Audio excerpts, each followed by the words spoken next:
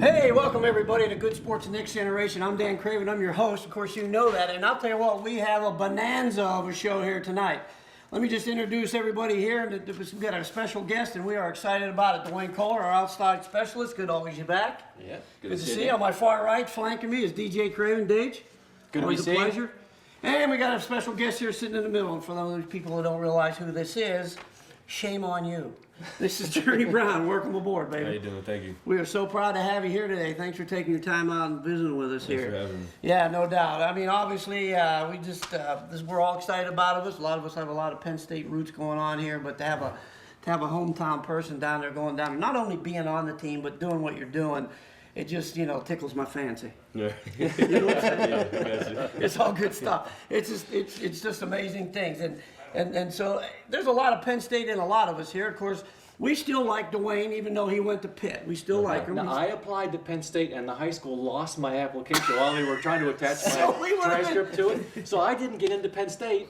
So I ended up at Pitt. So we would have been. But I like Penn State. We'd have been 4 for 4. Of course, DJ graduated. My daughter, I did, and everybody else. But we're all excited about it. So we just want to kind of get some folks at home just to kind of get an idea a little more about Journey Brown's all about. Mm-hmm. And we'll just talk about some questions, and these guys will fire some stuff along the way, and we'll just go from there. Gotcha. So let me ask you a question. Way back when, let's kind of start back a little bit, not way back, but did you play Little Gritters? Yeah, yes sir. I played for the Colts. The Colts. Who'd you play for? I played for the Colts. You played for the Colts. Yeah, the best team. A couple years before that, I think. Right. So you might have broke DJ's record in the Colts too. Yeah. Well, no, we're gonna have to get. Right, yeah, get the facts on that. Yeah. Well, that was that was Dan DeGello was coaching. That's who was my coach, yeah. Yeah, I had House, Kevin Thompson, All right. Curtis Ingram, and all them. Yeah. Oh, good stuff there.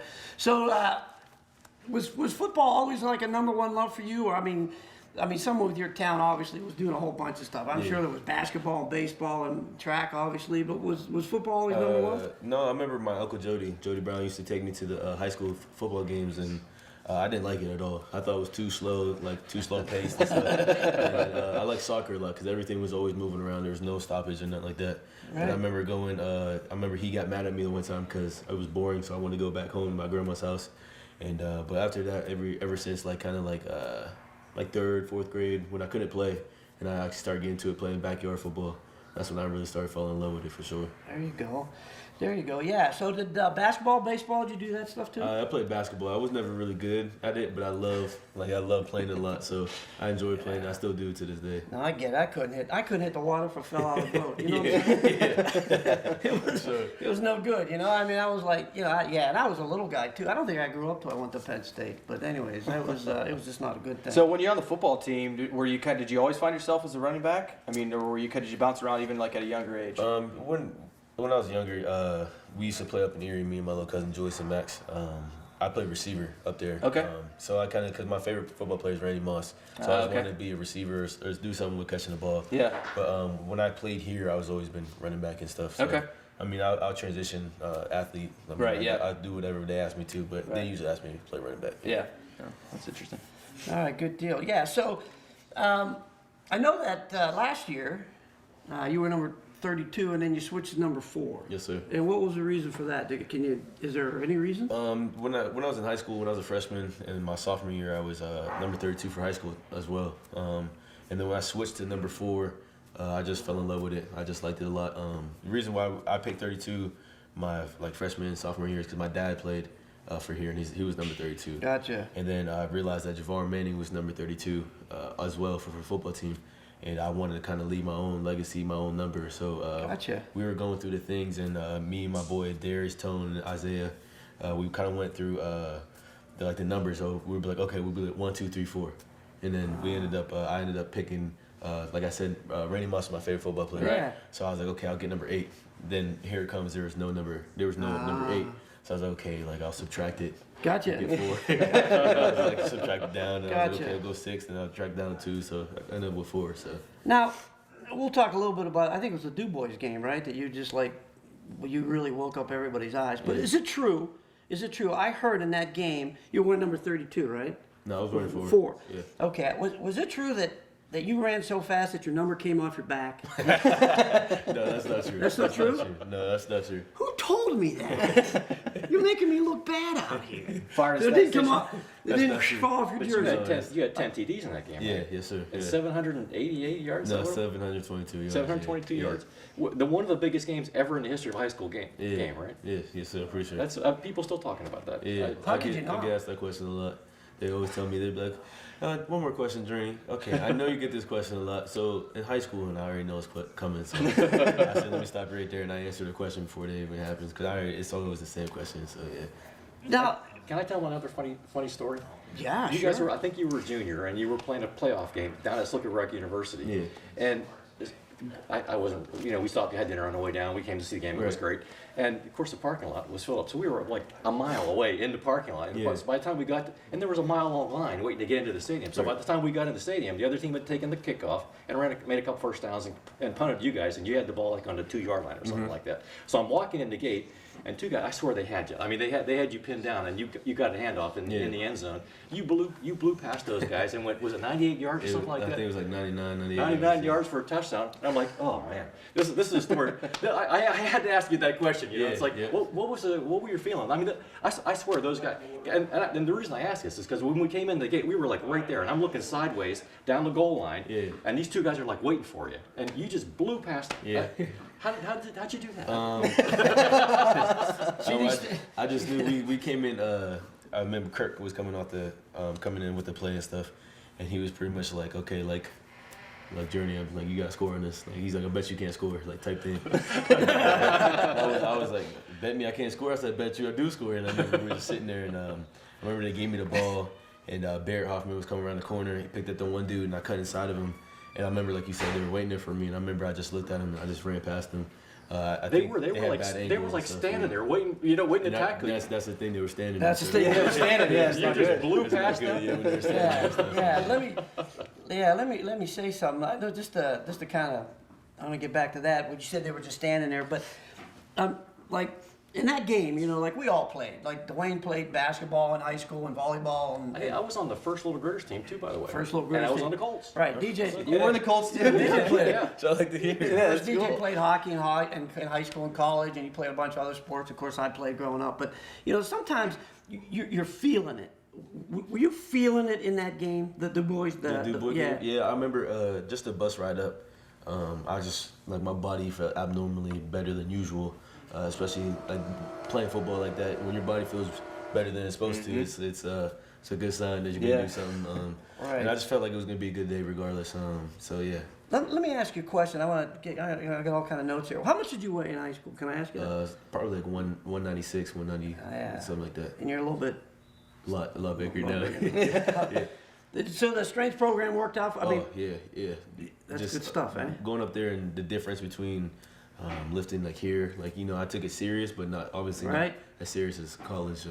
When I got up there, I kind of fell in love with like lifting weights because I know it was getting me better. Back in the day, I just lifted because they told me to. Right. Yeah. Right. Can you give us a little bit more tidbit on that about just that difference, right? I mean, I certainly played in college, but not at the level you did in different sports. But give a little bit of just kind of the tidbits of just how much different that is. If you can explain a little bit more of like what you're saying. In high school, you do it because you're supposed to, because you have to. But Well, at that point, like in high school, when I was lifting weights, I always just thought because like the coach had us just kind of maintain what we're doing, stay strong, But when I got up at Penn State and just lifting there, just knowing that when I would transition it to the football field, I never knew how much it could transition to the football field. Gotcha. So like just knowing my strengths and stuff and holding on to the football and learning how to do that stuff and knowing that me getting stronger faster is only gonna make me be better on the football field. And I didn't really realize that in high school because lifting was just kind of a task we had to do because it would make the coaches happy. Yeah. To make them stay up on back and stuff. It was always kind of like, ugh, we gotta lift. Right, But yeah, just now go it's through like, it, yes, yeah. I get to lift. Like, more going through the motions in high school. yeah, exactly, going through the motions. Yeah, that makes sense. Well, I was getting back to your point in a long way around. I was kind of segueing around, but and I don't want to take words out of Jan Johnson's mouth, but I think he was saying to the point where when Journey Brown comes through the line, you better be ready because he's going to hit you, and if he gets by you, forget it. Mm-hmm. And I think those kids thought that we're just it was like catching air. They were standing still. That was their problem. And I was going to ask you a favor. Now, you can say no. Mm-hmm.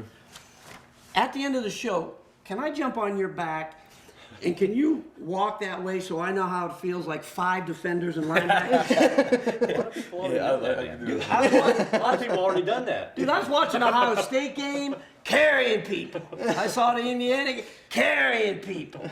And he had to carry, not only knock down 2 safeties, but he carried a linebacker who tried to take the ball away from him in the Cotton Bowl. I want to be on. I just want to see how that feels to be carried 10 yards. I can do that for you. That's amazing stuff, man. Yeah, definitely try hard. Like I said, like that transition from lifting weights and stuff. We definitely keep a high standard up there. That's crazy stuff. As much as you're allowed to disclose, can you take us? You're senior in high school. You just ran for 700 yards. You got 10 touchdowns. Journey Brown is just out here. Can you talk to us about the recruiting process? Like, what does a young man go through with regards to coaches, and as much as you're allowed to disclose? Yeah, when I was coming out after that game, actually, I had like a lot of quick and now that I look back on it, it was it came in and went. Like the fame kind of came in and went. Like for a week, I was like a hot commodity. Everybody was like knew my name. Mm-hmm. It was just really fun. I felt famous for a little bit at that time. But like for recruiting wise, a lot of coaches, it's kind of like they testing the water. They come, they call you and stuff, see how it is, and some might come to the school, see how it goes. But it's all like it's kind of stressful because you're gonna be spending half your life here. 4 years of your life, and you want to set yourself up for the biggest opportunity. Yeah, absolutely. To play at the next level. But that was my mindset at the time. It was to get to college first. But a lot of coaches are different. Recruiting wise and. Just getting comfortable with how they're coming at you and what they're telling you and stuff, because a lot of stuff's gonna be bull crap. I remember Temple, like they offered me and they told me that I can play offense and defense, and they were giving me my number and all this other stuff, and I was like, well, what's the chance of that happening? Like I don't know if they're really gonna. They told me I could start right off the bat, and I know I wasn't ready for that yet. And but like a lot of schools I actually liked a lot more than the higher end schools. They're like Slippery Rock. Coach Logan, I think his name is, came in and just great. Like his whole sales pitch, I remember he wore all his rings. He came in and I was like, oh, like those are dope. Took them off, let me put them on, and was just very positive. And the energy, like the family base he had, he set for me. Like that was one of my biggest considerations. And then Temple came in. The running back coach came in and talked to me, and he just totally like blew my whole mind. I didn't want to go to Temple whatsoever. He was like totally disrespectful and stuff. So like there's like different ways. But then when Penn State came in, like I was talking to them and it was like, I guess in the middle, like they were so real to a point where I was like, well, this is the place I want to be. Like if they're telling me, like I remember Coach Huff came in and he told me, it's messed up, but it's funny at the same time. It makes sense because he was honest. He came in, he was like, okay, he's like, you're not our number one choice. I'm just gonna let you know that. He was like, D Swift. We're looking at D Swift right now. DeAndre Swift. That plays for Georgia now. Great running back from Philly. He was like, if he ends up committing somewhere else, then you'll be our number one. And I was like, okay, like, I mean, at least he's honest. I was like, at least he's honest. And at that point, it's almost like it was in the middle.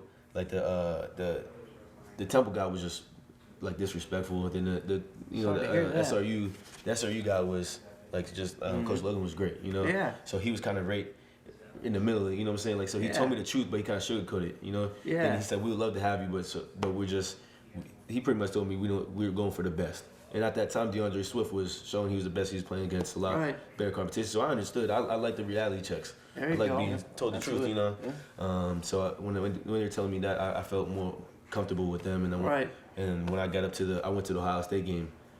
2016. White out? Yeah. So I mean, that's crazy, right? That sold it. A little bit of a vibe sold it right there when I went stuff. when they blocked the field goal and stuff, and I took my little cousin Max to the game and stuff, and I just was like, oh my gosh, like this is crazy. So it gets wild. Yeah, definitely. I actually one of my guys I work with, took his son to the Michigan game.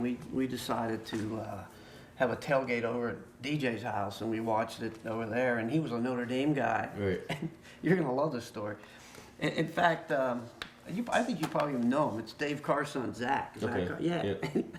And it was funny because you were doing an interview somewhere, and at the end of the interview after the Michigan game, you said, "We are," and Zach's like, "Penn State." And he's like, "Come on, people, what are you doing?" It's just like, he was like so white-eyed. It was like, oh, you know, white-eyed. It's just like, you know, oh, that whole place is shaking. And so he was like, "Yeah, come on, what's up?" So we're starting to convert a Notre Dame fan, which is I think is pretty cool. So getting back to the recruiting thing. Okay, so now you know Slippery Rock's talking to you. They're a good D2 school. I mean, they were one game away from going to the championship. Sure. I mean, that's not a slouch program.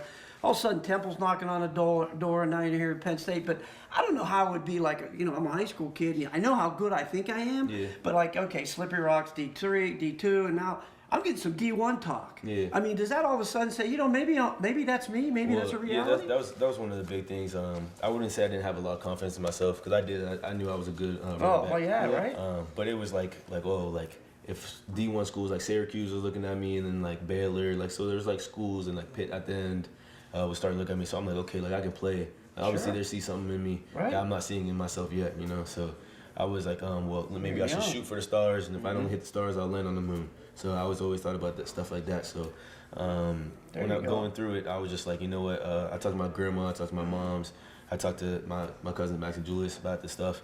And when I came down to it, if I had kind of like, I guess my plan Bs were the D2 schools, just in case. I admit like my grades obviously weren't the best because at that point too, I didn't know I was capable of going. Right. So my sophomore year of high school, I tell you I was messing around just playing football. You know.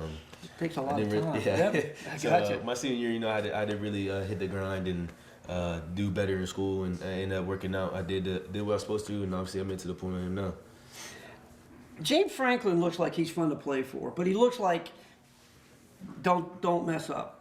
I mean, he's got rules, but he just looks like everybody looks like. I mean, he tackles. Who's he tackle at the end of the Cam Brown. Yeah. 'Cause he threw the thing off.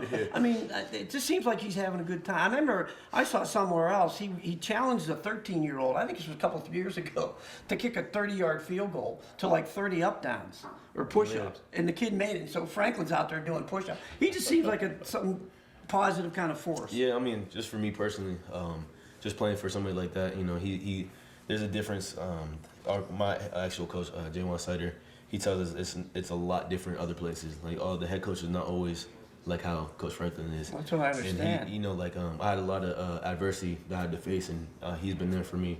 And I never would expect that, you know, from a head coach. He would actually take time out of his day. He called me, told me to come over to the last building to talk to him and stuff. And you know, so like stuff like that, it makes me, because I'm a people person, huge family person, and it's for him to emphasize that to me, especially what I believe in and how I feel about my family. It makes me feel that up there that I do have a second family, you know. Gotcha. So to reinforce it, and so when people do that for me, like Coach Collins did the same thing when I played in high school. Yeah. So I buy in 100%. Whatever you tell me, you say jump, I say high. I got you. I'll go grab the moon if you want me to. When you instill that into the trust and stuff into me. What was it like being on the team with guys who are now playing in the pros? I'm thinking of Barkley and you know, quarterback. Where's the quarterback? Where'd he go? Baltimore. Baltimore. Yeah. What was that? What was that like? Just seeing those guys play, and like it was always cool to see them in the games and whatnot when they can actually, but just see them practice. You know, I'll say that's probably the biggest part, and what I kind of molded in myself. Just seeing those guys, Trace going through his steps and going through his reads and how he like flips his hips he doesn't even throw the ball, but how he would flip his hips. You know, attention to detail, all the little things, and all doing the little stuff right, and it ended up building up to the games. And just Saquon, and like, you know, I'm a running back, so I was around him a lot more than most people. Just seeing him like be like able to work out and how strong he is, and how he got to those points. And I know the preparation and the work he put in to do as such. And it like me watching, because I redshirted, so I had a lot of time to watch and stuff. Right. So I knew that was my main goal when I was going in there, knowing who he was. I wasn't gonna take no back seat, but I was definitely gonna to learn, you know. So when I was learning, that's the stuff I learned, and that's the stuff when I go watch myself on film, when, you know, I'm like, dang, I could do this better. Right. Dang, I can do this better. So I'll go and work on those types of things, because I've seen them do it, even with Miles Sanders. Gotcha. Those guys and I feel like that's proof in the pudding. You see them in the league now doing very successful And that's what I instill to the young guys coming in and try to lead by example. But yeah, I mean, you can, if you're gonna talk the talk, you better walk the walk. Yeah, exactly. Now, let me ask you something about, without getting a lot of details. I mean, if I'm coaching Meadville High School, which I would never would, but if I had you on the team, it's like the guy who calls the play. Journey Brown right. Journey Brown to the left. I'm guessing like this should be my playbook. The Journey Brown. Just give the ball to Journey Brown. I'm gonna. You see what I'm saying? Yeah. I guess what I'm saying. I guess there was a couple other good backs you had. Yeah. I mean, but the point being, when you went to Penn State, was that a little bit? I mean, the offense gets a little more complex. Yeah. Well, knowing the like from going to wing T to RPO type of offense, I didn't really understand it. I was taught. I thought everybody ran wing T. But just the transition, that was a big step for me because it took me a while to learn the wing T, and the wing T simple. So I remember being a freshman, not knowing the plays, not having a playbook or not being able to. So you had to pick up by just learning it and just naturally just learning it and picking it up. But so when I got there, I kind of thought the same thing because you fall back in training. Mm-hmm. I've been doing that since my freshman year, so that shit didn't work as much as I wanted it to. So I had to start studying the playbook, going over it with the QB, Sean Clifford, because he's in the same class as me. Ask questions and stuff, and that was out of my norm. Just football-wise, because I didn't want to feel dumb. At the same time, I didn't want to get left behind. I got you. And it ended up happening to the point where I kind of got left behind. But sometimes you just gotta take that step back and realize if I want to play, I better get my head in the books and keep going. Well, you pick up the blitz really well. Yeah. At least for men, he rode 55 seats, 2018 to 26. Right. I mean, Clifford drops back to pass. There's nobody on there. If I'm like, don't worry, he's gonna watch. I said, I'm always, you pick up the blitz really good. Yeah, that's like I said. Even from learning the plays, just knowing. At first, when I learned the plays, learning what I do on those plays, and then learning where I'm at, and why I'm supposed to be there on those plays. Mm-hmm. And then the next step is knowing when the safeties are gonna come, reading blitzes, reading the defenses. And it was a long, hard process for me to learn. And when I was there, Saquon had most of the coach's energy, I guess you could say. Yeah. So it was more focused on him. But when my coach now, Coach Sutter, came through, he really taught me more than I ever would expected about the game. The game of football is so more complex than I can imagine what a lot of people think. And just knowing what you have to do, there's so much on your plate at one time. Right. Where you have to really prepare for that stuff. So that's why during the week, he says he's gonna prepare us and put it in the moments. So when we get in those moments during the game, we'll be ready for him. And he's a great coach, and I feel like that's why I've been very successful. You get a chance to block Micah Parsons? I block him all the time. Yeah. No wonder you're so damn good. Darn good. I feel like because if you're gonna block, he's an animal. Yeah, like I said, I was at the Cotton Bowl. The dude asked him like how he's good at blitzing and what do you do, and I spoke on it. I kind of interrupted. I was like, well, I go against the guy all the time. I see him over there going against the bags, using his hands and waiting on the running back to so going against somebody like that. The best linebacker I've ever seen in my life. He's good. Just going against somebody like that, even with the other linebackers like Cam Brown, Jesse Luketa, Jan Johnson, those guys are. We're called LBU for a reason. So you go against LBU every day, you're bound to be a good blocker. So and some of those guys, not to interrupt, just to throw one in there of just like all of the work that it takes to be at that level. Yeah. From an outsider, somebody looking at it, it looks easy, right? Yeah, right? But what they don't see are the hours and hours of preparation, like you said, head in the books, the little hit in the bag, all of those little things. Those little nuances are really what makes those guys great. And the difference, I feel like, between anybody can go to practice, go regular, and just do what you do. Go to practice, okay, hang it up. But the best part of those guys, after everybody leaves, they're still in there. They're still in there working on their crafts and. They're trying to take that step from good to great to excellent. Right. And so when like I said, like how Saquon and Trace and Miles and all those guys on the offensive side of the ball, just seeing them do that type of stuff, it makes me want to be better. So like during the summers, we would go down to the sand pit and go compete against each other, do extra work, like me, KJ, and a lot of other guys. And that's what that's a standard we like to uphold in Penn State, and we're gonna keep doing it. Well. couple things here. Yeah, you're gonna turn LBU into RBU. You and those three guys. I mean, you got Barkley and Sanders and the whole game. Can you talk about the necklace thing, the Lawn Boys thing? Yeah, so, yeah, of course, I would love to. So, I actually did the QB club is when all the older gentlemen and ladies go and ask the players questions and stuff. And they asked me about it. And in the years past, there's always been one running back. There's always been Saquon Barkley, Miles Sanders. So, like, the whole preseason, they're like, who's next? And us trying to explain to people it's going to be 4. There's going to be 4 of us coming through. 5, plus Nick Erie, my fault. Apologize, Nick. Like, stuff like that, and we kind of, we're searching for ourselves, but we're like, what are we? What kind of guys are we? We're not just no more like one back kind of team, running back room. And Coach Sider called us 7-11 boys at the beginning because we're always open. You always can rely on us. You can come at us any time of the night. You know what I'm saying? And then I remember he came in the room one day. He was all excited, set his papers down. He's like sat in the front of the room, stood up in front of the room. Was like, "All right, I got a new name. Like, tell me if you like it." We were all like, "What?" Like, "Go ahead, spit it out, buddy." We'll let you know. He's like, I was thinking like Lawn Boys because we like tear up the grass. We're always there. That's our field type thing. We throw up the L's when we score, all that stuff, and we were like, yeah. Noah Kane was totally against it. He was like, nah, I think we can come with a better name than Lawn Boys.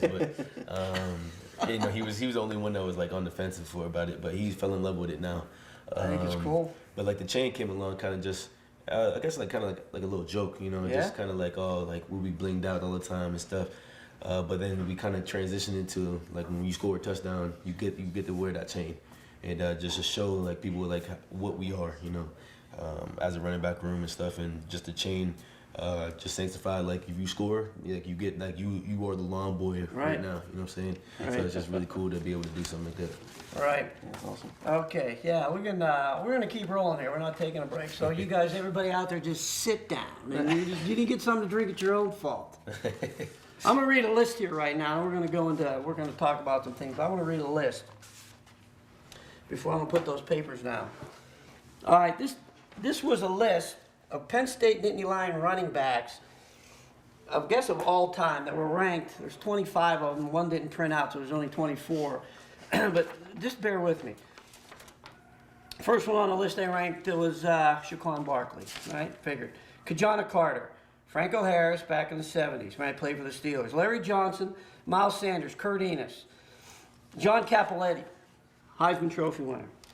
Lido Mitchell, one of the best backs I've ever seen play down at Penn State. DJ Dozier, Evan Royster, Matt Suhey, Charlie Pittman, Tony Hunt, Michael Robinson, Richie Anderson, Zach Zelenik. Say that 10 times fast. Mike Archie. He was from Sharon, by the way. And I think your buddy, I think Cal played against him. This buddy here. Kyle, yeah. John Williams, Bobby Campbell, Steve Geist, Booker Moore, and Rodney Kinlaw. Those were ranked as and I missed one because it didn't print out, but those are 24 of the running backs in Penn State history. But none of those running backs had 200 yards in a bowl game. And back in the day when it was like Charlie Pittman and Campbell and Geist when I graduated in '70 and Joe Paterno, I loved them. They didn't throw a lot. They did a lot of running. Man, first of all, let me just say that you're accomplishing a lot of firsts. First of all, how's it feel to be one of the fastest humans in the Commonwealth of Pennsylvania? How's that feel? Feels pretty good. That's pretty impressive. 2 years in a row, then you break the record, right? Yeah, just know I can get away from people if I need to, yeah. And then we're going to go play in the Cotton Bowl. And I asked you earlier if you were feeling it in the Du Bois game. I was watching it at DJ's house. And you were feeling it in the Cotton Bowl. Sir. Oh, man, you were feeling it. Congratulations on that record. Thank you very much. That's a lot. That's a lot of people. Yeah. That didn't do that. All right. That's impressive. Can I ask you a big, broad question here? I'm going back to the Slippery Rock University game, and I think the reason I had to park a mile away was because everybody from Meadville left Meadville to go to watch you play, and the rest of your teammates didn't play that day. And that continued on, and it turned Meadville football from kind of mediocre into something, Well, sports in general. When you were on the different sports, and people were coming out to those things. Right. So now I turn on Facebook, and there's something about you almost every single day on there. So Meadville, you're carrying the load for Meadville here. Yeah. We don't want to put extra weight on your back here, but you're the Meadville guy. You're out there. What's that like? How's that feel? Like growing up and stuff, like just playing ball, like I didn't really know how to leave my impact. And then doing something like this, just playing football, and how much pride I have in Meadville, and a lot of people, up at school talk smack. They'd be like, Meadville. And I would get mad, and I would get mad and defend it. Like, don't talk smack. Like, they're like, where is Meadville? And I'm like, where are you from? Tell me where they're from. And I was like, so how come we're at the same spot? They're like, yeah, nobody come out of Meadville. Yeah. So then why are we at the same spot? We both go to Penn State. So just to be able to, I have it, like I even have it tatted on me. I like that's how much pride I take into Meadville. So I mean, just for everybody to realize and respect what I'm doing. And then just not only, but they, reinforce it. They show the love and what I try to give back to them, and just to know they appreciate what I'm doing. It's great to hear you say that the respect you have for Meadville. And Meadville's respect's 10 times 10 back to you. You're the guy. You're the guy. I'm feeling surreal, so I definitely appreciate Meadville. I mean, I got it permanently on my body for the rest of my life. So you're there. Yeah, but it's a pattern, definitely. 202 yards, 16 carries. DJ, you're good at math, but I use the computer. That's 12.6 yards a carry. That's the first down. And then some. But I think the other thing too is like, I mean, I'm talking to you here, and I'm just like a mild-mannered guy, but like Ohio State game, I mean, you ducked out one tackle, and then somebody came over, and even against Memphis, and there was one against Indiana. I mean, that's a nasty stiff arm. Did you always have, in high school you didn't have, but you really put it to them. Yeah, at the beginning of the season, Coach Sarah was getting mad at me because I would swipe. I would try to swipe their hands down and stuff, and he was like, you have long arms and big hands, like you need to start using that. And I think it was more of a comfortable with the ball. I didn't never want to fumble. And I guess it was just me trusting myself and just knowing that I won't fumble, I have a good grip on the ball, and just being comfortable being out in the field. So when I got real comfortable, I would probably say it was like around that like Michigan State game and Ohio State game when I got real comfortable knowing that I have a good grip on that ball. Ain't nobody about to get it out from me. Yeah, like that number 5 guy, not the fact you rode him he rode you for 5 yards, but and even after you were in a touchdown, he tried to pull it out. Yeah. For Memphis. Yeah. Like, what's this guy out? You should see me in the bottom of the pile. Yeah, right. He was on top of me trying to get the ball out, and I'm like 2 yards in the end zone. I'm like, what are you doing? I know. Yeah, right. And he's just like looking at me like I'm crazy. I gotta ask a question specifically about that run, because as Dad mentioned, he was at my house and we were watching it, and I got to imagine that you knew how much of a run and kind of a stamping just for Journey Brown is here of a run that was, right? I mean, how quickly did you realize that? Because I got to imagine the reaction that you've seen on that run specifically. Right. I mean, 202 yards, breaking records, 2 touchdowns. I mean, obviously all of that, but that run specifically kind of put this statement. Even though it was early in the game, that's what I told Dad right away. I said that was a statement run. Yeah. For me personally, we were coming out. We knew how much confidence Memphis had. We knew how they're going to come out. Memphis against the world, all that stuff.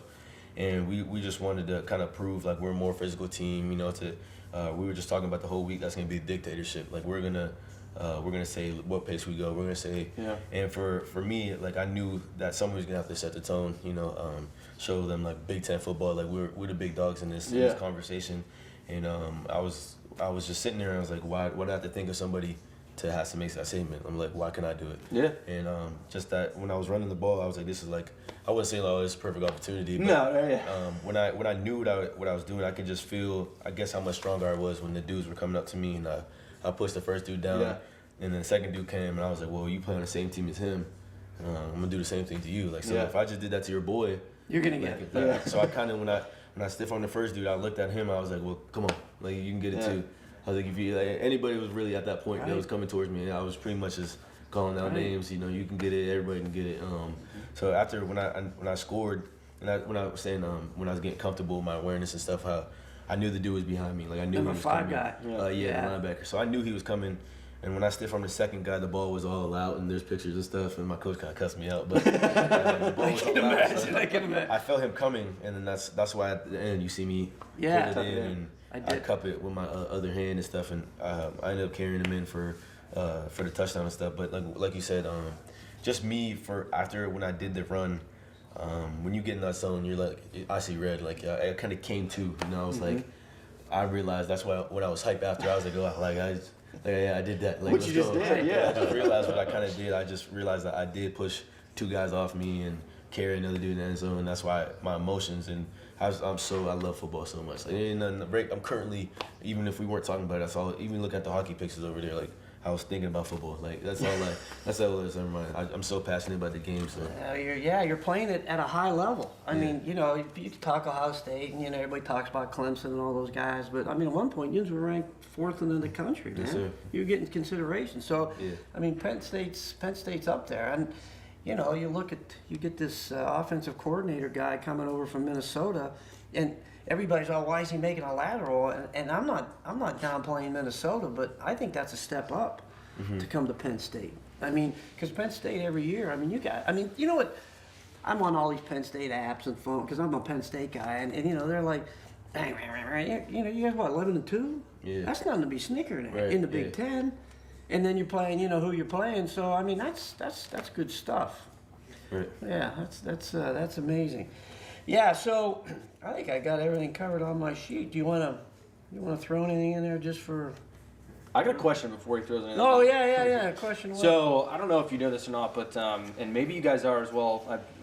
I kicked for the football team here, Yeah, so right. I don't really, I do want to tell that if you, I'm sure you have a couple records. I do have the longest field goal in Okay, Meadville history, right so on. we have something in common. So I could just at least say that. Yeah, put that on I there. think it For the record. Just for the record. I was a soccer player, so but I was a hockey player here as well too, and hockey players tend to have superstitions. Yeah. It's just one of the things, but a lot of athletes have superstitions. So I got to ask you, A, do you have any superstitions? And if you do, or even if you don't, have you ever seen, what's kind of some of the crazy ones that you've seen in any kind of locker rooms? Anything come to mind, or is something that you have? Yeah, like for me, like I'm a superstitious guy. All right. Yeah, we all are. There's stuff like We all are. I do like the night before that carries over to the next day, and like I always have to like drink 2 waters before I go to bed, and like I eat a bunch of bananas so I don't like have the potassium. Right. Yeah. And then there's like I always before the games I always listen to my grandma talk. Like I have like her voicemails and stuff. Yeah. And I feel like if I don't listen to one of those, I don't feel like I'm gonna have a bad game, but I feel like that's just to put the pieces together. You know what I'm saying? And then I always had like the little I wear the same thing. Like I have a routine where I do the same like little routine. I do like everything kind of gets in the still where I feel comfortable when I know I'm gonna have a good day. Yeah. Like I wear like I said I wear like there's 2 sets of things. If it's cold outside or if it's warm, I wear like a long sleeve with a shirt under with my little headband around my neck, and I wear shorts and sweatpants. And then I always have to tuck my socks down. Gotcha.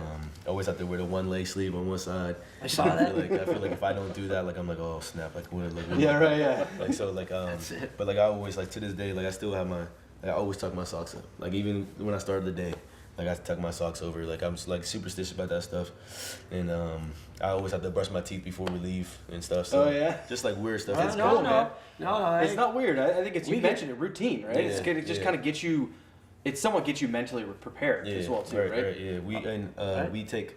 So this happened my last year. So my redshirt year, freshman year. We do dance videos. Like me, my older guy was JT. He was older than me. He graduated. But like we used to before that we go like eat the breakfast before we go to the game. Like we would make dance videos up. Like I put on music and we would dance. Yeah. And I post on my story and like it.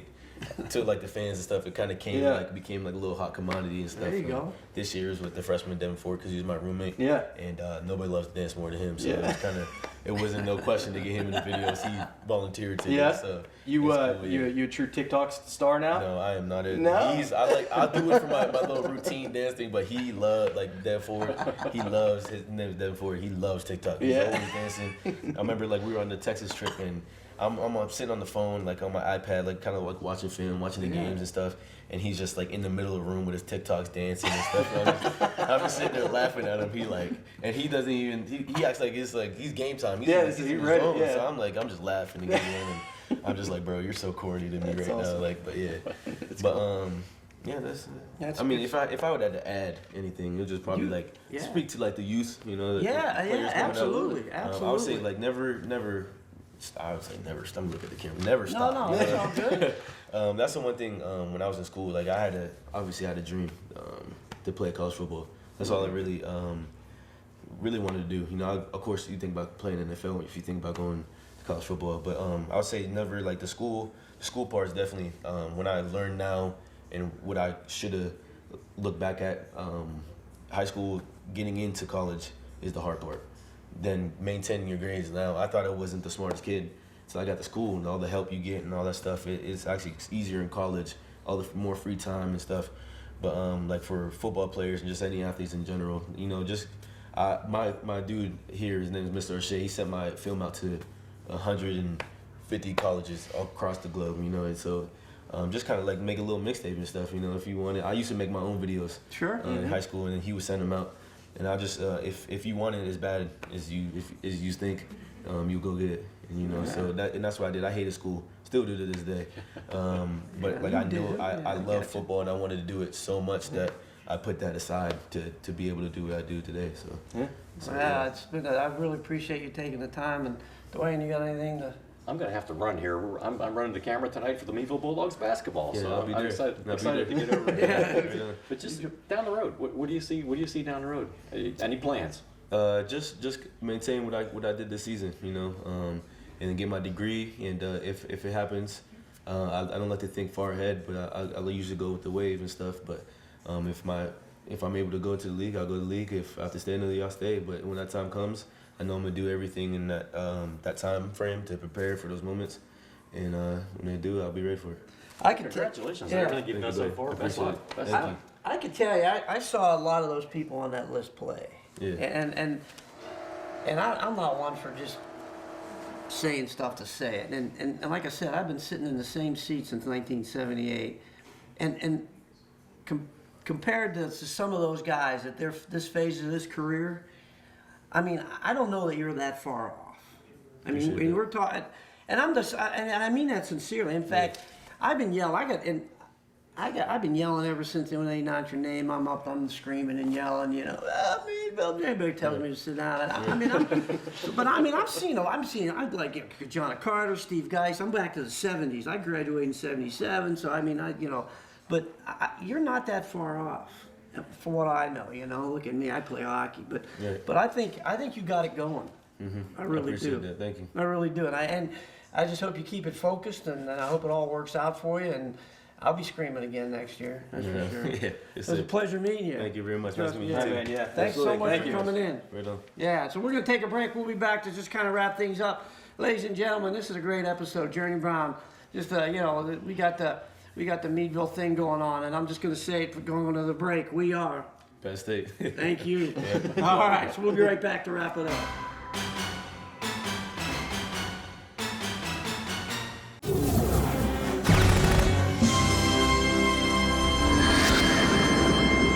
Hey, welcome back to Good Sports Next Generation. Dan Craven with DJ Craven. We sort of lost a few members here. Dwayne had another assignment. Of course, Journey Brown was nice enough to stop in while he had some home time here.